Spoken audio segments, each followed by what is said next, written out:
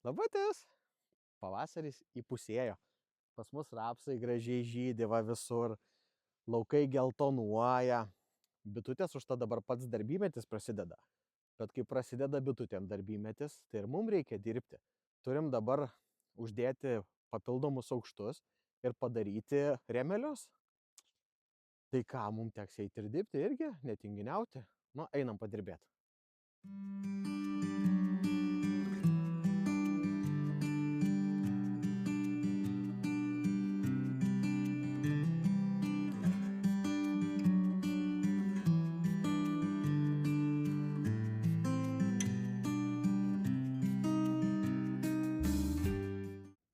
Gavau siuntinuką.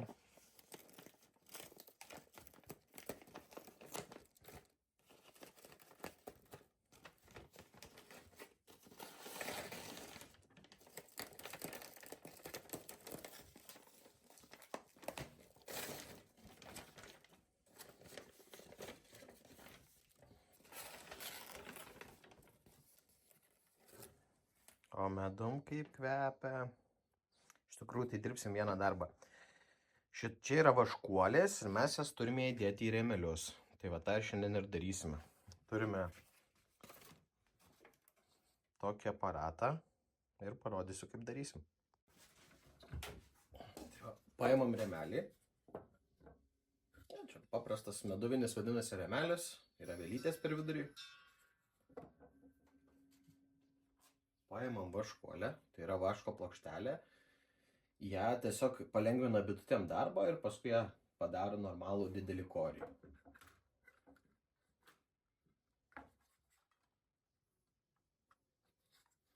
Įstatom, jeigu taip dabar apverščiau, neiškristų.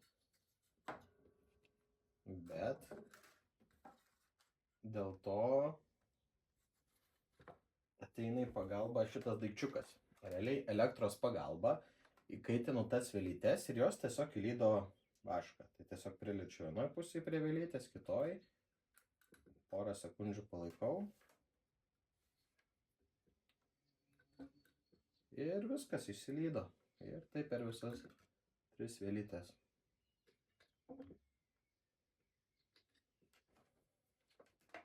Ir va, viskas. Nebeiškrenta. Ir tęsim toliau.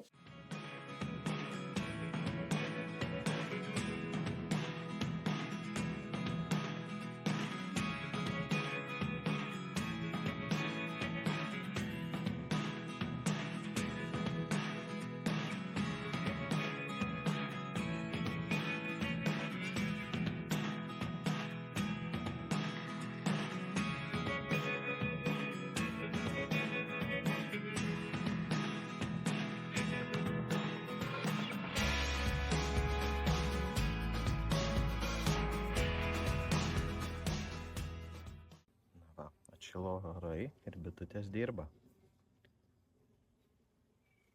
Tai dabar dėsime po papildomą aukštą, kad jos turėtų kur nešti medų.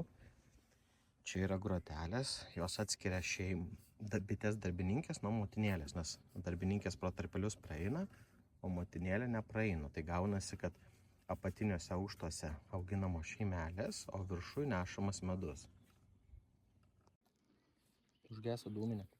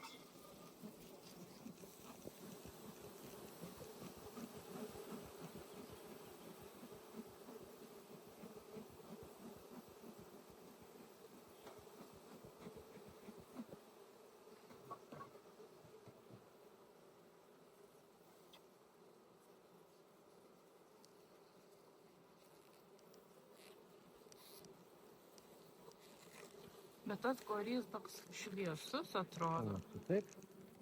Čia jau medaus yra. Tik neužakiuota. Nu va, turime ir medučio. Tik tai dar neužakiuota. Nu, šitos bitutės mūsų darbščiausios.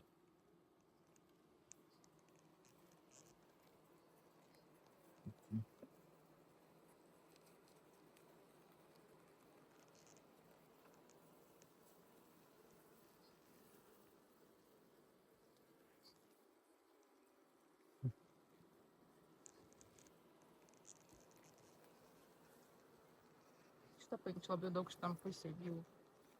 Kuris? Šito?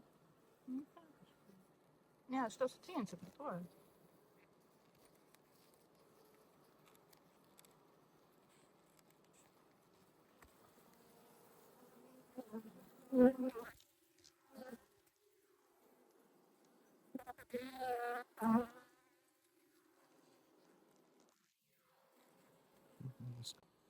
Nu va, įgėlė, bet gaila, kad jau bitutės nebėra. O štai nieko nepajaučiau per pirštinis.